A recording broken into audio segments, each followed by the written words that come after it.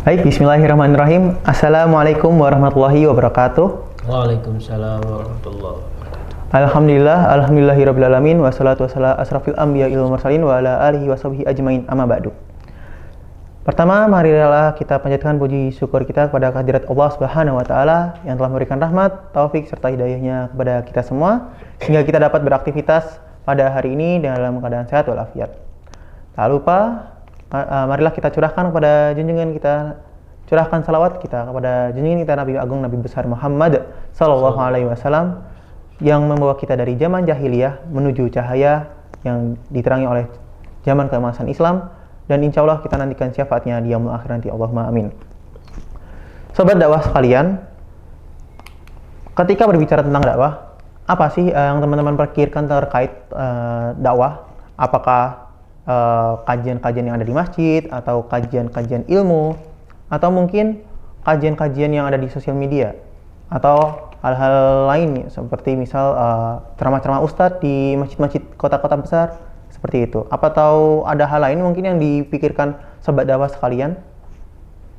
Atau pernah berpikiran bahwa dakwah ini cocok ini di tempat anti mainstream, misal di tempat-tempat di pelosok-pelosok negeri gitu, di desa-desa, di tempat-tempat yang pemahaman Islamnya kurang, bahkan mungkin di tempat-tempat yang minoritas Islam.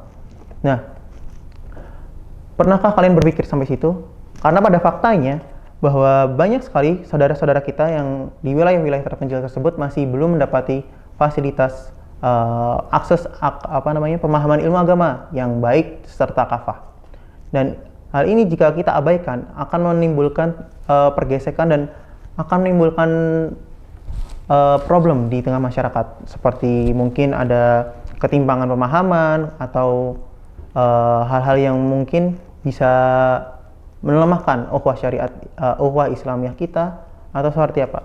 Nah, untuk membahas lebih lanjut, mari kita bahas di podcast DHM di episode kedua yang berjudul Dari Kota ke Pelosok, Mengapa Dakwah Harus Menjangkau Semua Kalangan.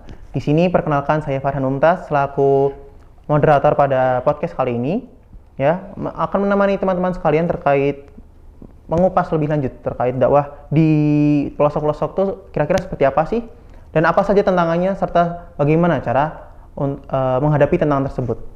Nah, di sini saya tidak sendirian, saya bersama ustadz kita, dosen kita yang juga merupakan dari lulusan dari Al-Azhar Kairo Mesir, ya Ustadz. Yeah. Ya, ini Ustadz Ahmad Sazali LCMA. Beliau merupakan dosen dari Fakultas Hukum Universitas Islam Indonesia di bidang Hukum Tata Negara dan di Direktorat Pendidikan dan Pembinaan dan Pendidikan Agama Islam atau biasa kita sebut DPPAI.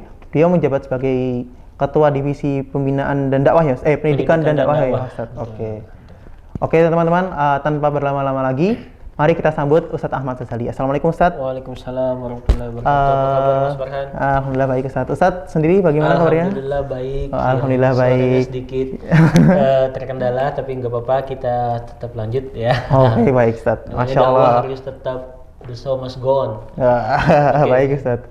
Ya teman-teman, narasumber kita sudah sangat bersemangat sekali, maka kita juga tentunya jangan mau kalah semangatnya untuk mengupas lebih lanjut terkait dakwah di pelosok-pelosok negeri, Ustaz. Oke Ustaz, berarti kita sudah siap untuk membahas lebih lanjut terkait dakwah dari kota ke pelosok gitu.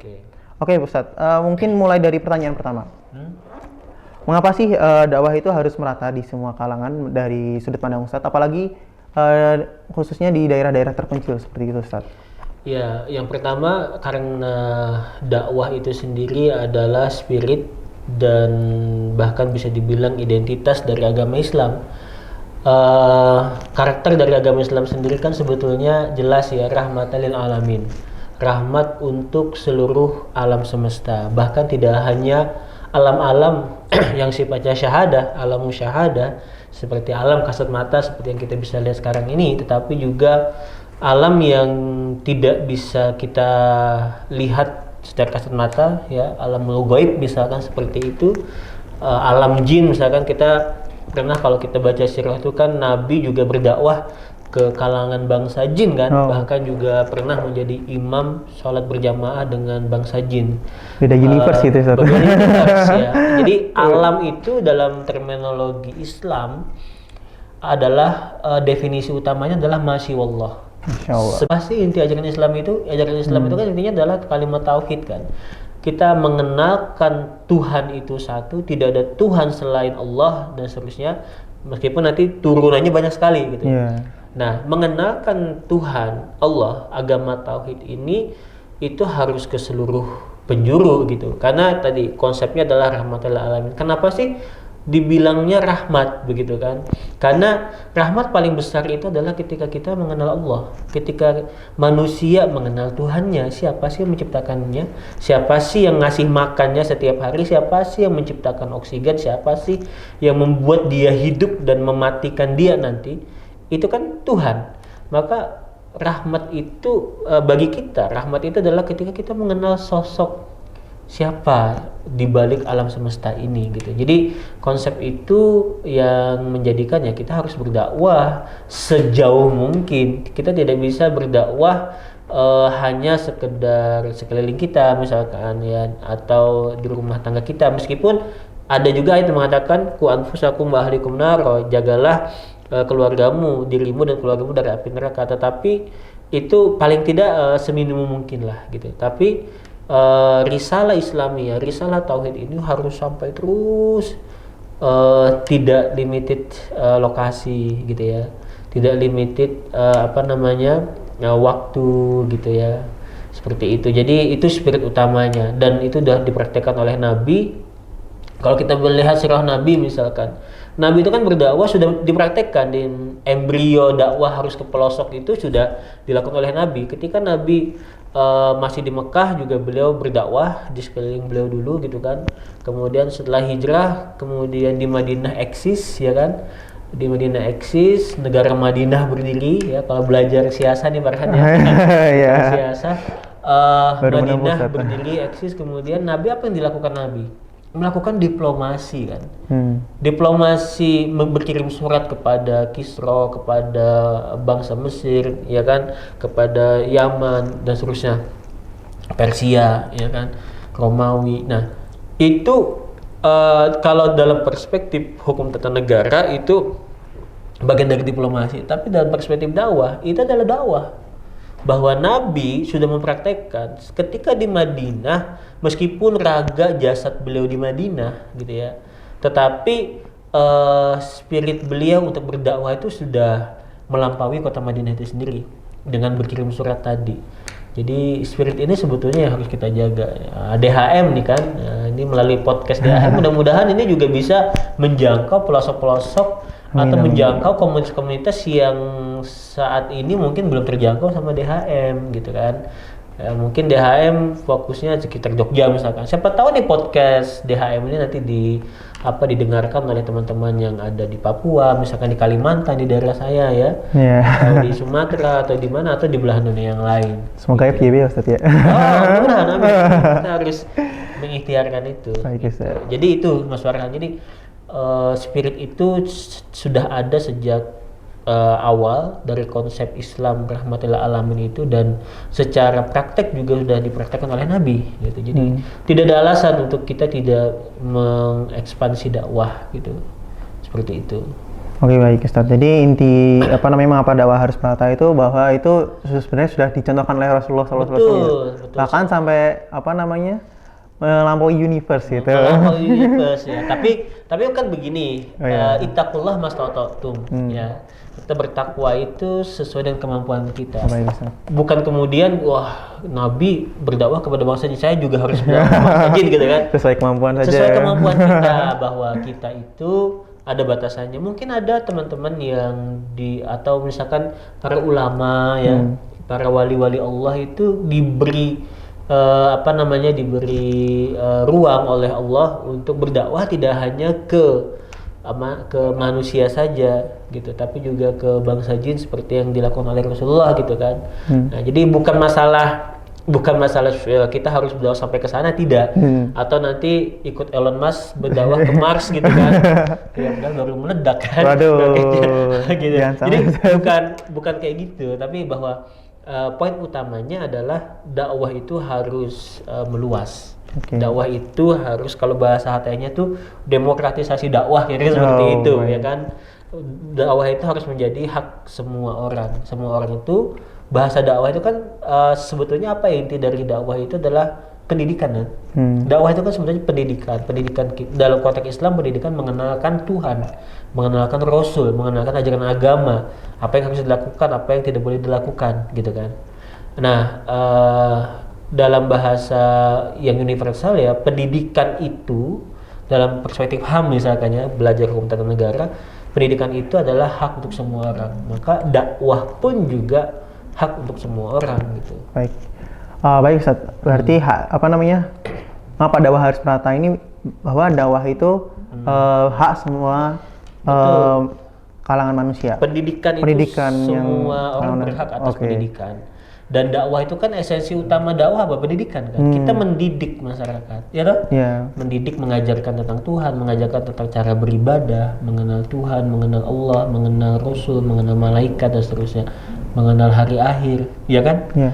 Gitu. Jadi apa yang harus dipersiapkan untuk hari akhir misalkan, apa yang harus dipersiapkan nih bentar lagi perang dunia ketiga misalkan, misalkan gitu ya. Yeah. Apa kita harus takut, apa kita harus panik dan seterusnya, seperti apa? Itu tuh kan esensinya adalah pendidikan. Nah, pendidikan itu dalam perspektif hukum tata negara dan hak asasi manusia itu adalah hak untuk bagi semua orang, sehingga ketika setiap orang berhak terdidik, setiap orang berhak untuk dididik, maka dakwah pun juga harus masuk ke situ gitu. Baik, Ustaz. Oke, berarti dakwah itu selain menjadi pendidikan itu cakupannya luas ya Ustaz. Betul, jadi sangat luas sekali. tidak hanya di pelosok, bahkan sampai ke beda universe, dan kita juga cukup sesuai dakwahnya kemauan kita saja gitu teman-teman. Gitu sahabat dakwah sekalian. Oke, Ustaz, kita lanjut ke pertanyaan berikutnya, yakni tadi kan Ustaz sudah menjelaskan terkait cakupan dakwah itu sangat luas sekali. Betul. Bahkan unlimited waktu, unlimited tempat. Intinya selama selama kita bisa itu kita gaspolin terus gitu. Betul. Kemudian ini saya akan mencuplik salah satu hal yang ingin saya teman-teman ketahui lebih lanjut, yakni tantangan dalam menjangkau dakwah ke daerah pelosok-pelosok Ustaz. Nah, mungkin dari Ustaz perspektifnya seperti apa, atau mungkin ada pengalaman Ustaz dalam melakukan tantangan dakwah dalam menjangkau daerah pelosok seperti itu. Yang pertama begini teman-teman, bahwa kita saat ini dihadapkan dengan kondisi perkembangan teknologi yang sangat maju gitu ya. Jadi DHM bikin podcast seperti ini juga bagian dari upaya ekspansi dakwah, gitu? Ya, ini episode kedua. Jadi ketika media itu sudah ada di depan kita, sudah bisa kita gunakan, kita manfaatkan, maka gunakanlah itu. Jadi dakwah, saya memaknai begini, dakwah sampai ke pelosok itu tidak dalam maknawi bahwa tidak makna letterlek bahwa ini wilayah-wilayah terpencil, ya. Itu satu. Jadi dakwah pelosok itu adalah setiap lini kehidupan yang itu belum sampai dakwah ke sana, itu kita masukin.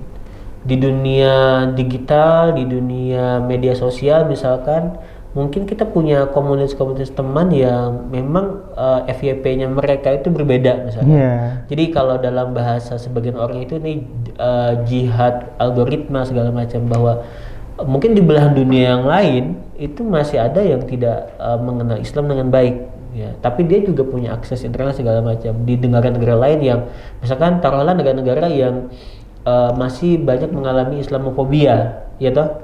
Nah, itu masih banyak yang miskonsepsi tentang ajaran Islam, soal jihad misalkan dan seterusnya. Ajaran Islam dipandang sebagai agama yang suka perang dan sebagainya gitu ya.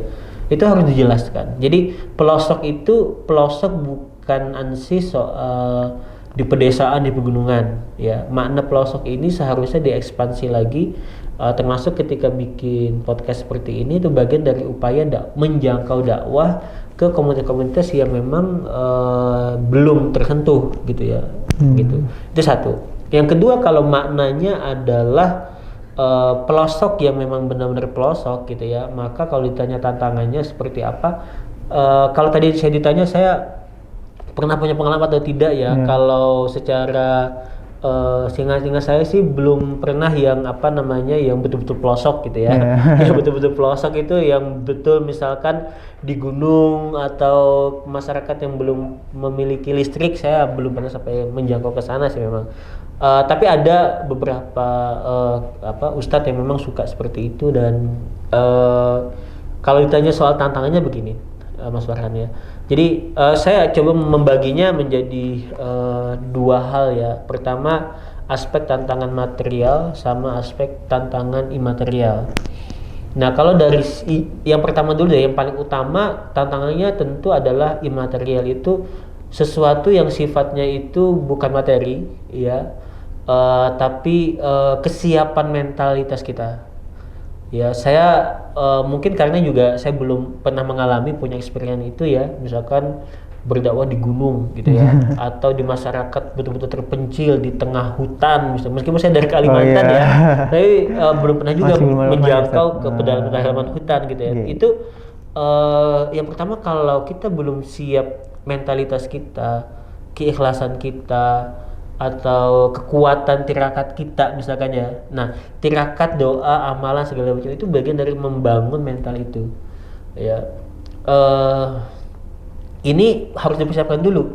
Ya, para wali dulu berdakwahnya itu ya sampai ke pelosok itu gitu. Saya ingat cerita dari Gus Baha ya, bapak beliau itu dulu suka berdakwah model kayak gitu, ke gunung.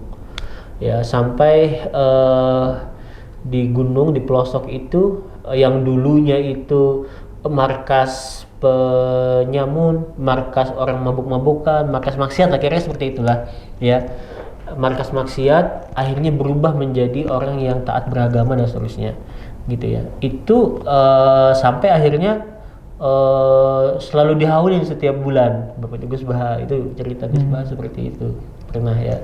Kemudian kalau kita lihat banyak pondok-pondok juga, pondok-pondok di Indonesia itu mendirikan pondok itu, kiai-kiai itu tidak di kota gitu ya, bahkan di tempat yang dulu sarangnya maksiat di situ, sarangnya perampok, sarangnya penjudi, bahkan di pelosok-pelosoknya ya.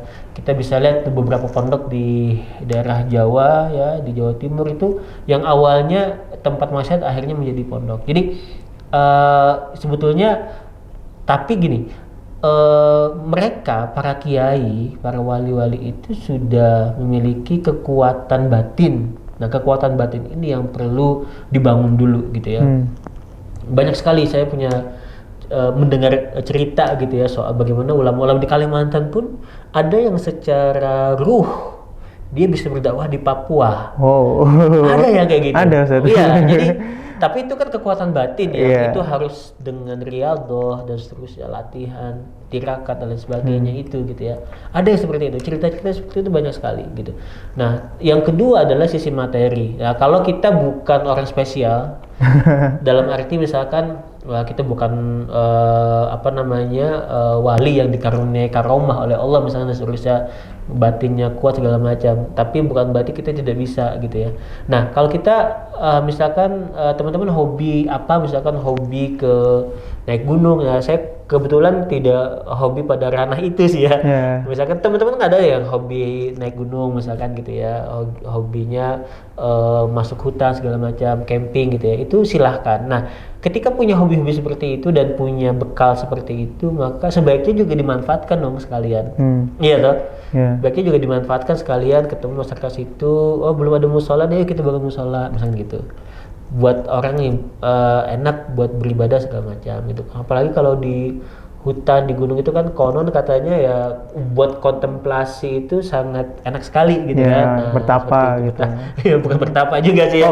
Bertapa dalam konteks yang positif ya. Untuk mendekatkan diri, tahanus bahasa gitu kan. Nah, Nabi kan dulu juga kan ke Gua Hiro gitu kan. Nah, persiapan materi ini penting. Maksudnya ya butuh materi juga dong. Iya, butuh materi juga untuk bisa sampai ke sana gitu, seperti itu. Itu sih saya kira, cuman tantangannya adalah ini kan tongkat estafetnya adalah ke anak muda ya. Iya. Anak muda, teman-temannya Farhan misalkan ya, DHM dan teman-teman lembaga dakwah lain. Tantangan itu nanti ya teman-teman ini, maksudnya dari sekarang ya anak-anak muda, generasi muda ini sudah bersiapkan kalau memang mau ke sana. Pertama adalah bangun mentalitas dulu. Iya. Jangan terlalu cengeng. Aduh, siap. Jangan terlalu cengeng jadi anak muda gitu ya. Anak muda itu nggak boleh nangis. Pantang arang, Oh, nggak pantang boleh. patah parang. Katanya nangis boleh, nangis sebagian dari ekspresi cinta, self love gitu kan, apalah gitu ya. Tapi bahwa poinnya bukan masalah nangisnya, poinnya adalah anak muda sekarang harus siap mentalitas bertarung dengan kondisi ya, Jiwa apalagi fightingnya ya. jiwa fightingnya harus dibangkitkan karena itu bekal utama kalau mau dakwah gitu. Baik teman, baik Ustaz. Tadi sudah dijelaskan ya terkait tantangan-tantangan dari di menjangkau daerah pelosok, khususnya tadi yang saya cuplik sedikit terkait yang di daerah pelosok secara ini ya Ustaz, yang tempat itu yang terpencil seperti itu adalah perlunya ada kesiapan material sama imaterial. Nah, persiapan. mungkin ini juga Ustaz, ya, karena kita juga sudah dibatasi oleh waktu, ya mungkin singkat saja Ustaz, kan tadi sudah dijelaskan tentangnya. Kemudian bagaimana sih solusi-solusi untuk menghadapi tantangan-tantangan seperti itu? Tadi kan sepertinya sudah disebutkan, mungkin bisa diringkaskan secara singkat saja Ustaz. Oke, singkatnya adalah solusi utama karena dakwah itu juga sifatnya terkait dengan kesiapan kita secara individual gitu, meskipun kita juga menyiapkan secara kolektif gitu ya. Kita siapkan dari sekarang ya. Mentalitas ini harus disiapkan dari sekarang, nanti berhadapan dengan apa gitu ya. Yang pertama adalah bangun mentalitas yang kuat, bangun mentalitas yang tangguh, tidak mudah menyerah gitu kan, tidak mudah putus asa. Mentalitas ini khususnya dari anak-anak muda nih ya, saya berpesan banget ya, meskipun saya juga masih muda gitu ya, berpesan banget untuk menyiapkan mentalitas ini. Kita tidak tahu apa yang terjadi beberapa tahun ke depan. Sekarang aja dunia diambang ketidakpastian antara akan terjadi perang dunia ketiga atau tidak gitu, konflik Iran Israel gitu kan. Ya, tapi apapun itu kita harus tetap menghadapinya gitu. Nah, persiapkan dari sekarang, itu saja sih. Baik Ustaz. Ya. Baik teman-teman, alhamdulillahirrabbilalamin, kita telah sampai ke penghujung pembahasan kita pada podcast kali ini. Yakni dari diskusi tadi kita bisa memahami bahwa dakwah itu harus menjangkau semua kalangan. Ya, tadi sudah disebutkan bahwa jangkauan dari dakwah itu tidak terbatas waktu, tidak terbatas oleh tempat juga.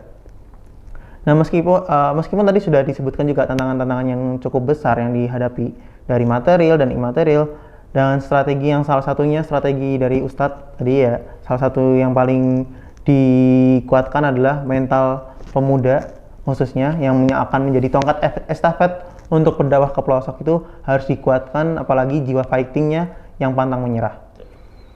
Oleh karena itu, mari teman-teman kita mengambil peran dalam dakwah ini, baik menjadi dai atau menjadi aktivis di masyarakat, atau menjadi mungkin sekedar pemberi ilmu seperti ngajar TPA dan sebagainya.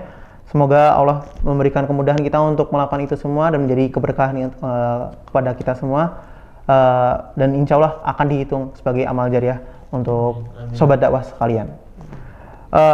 Berikut Ustadz yang bisa terima kasih kami sampaikan, dan saya mengucapkan terima kasih banyak atas kesempatannya Ustadz untuk menjadi pemateri podcast DHM yang kedua ya terkait dakwah ke pelosok ini. Semoga ini bisa menjadi wasilah kepada teman-teman sekalian untuk bisa melihat dakwah lebih luas lagi dan lebih efektif lagi bagaimana cara untuk menghadapi semuanya itu.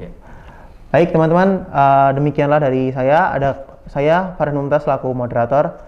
Mohon maaf sebesar-besarnya apabila ada kekurangan dalam podcast pada pagi hari ini. Sekian, wassalamualaikum warahmatullahi wabarakatuh. Waalaikumsalam.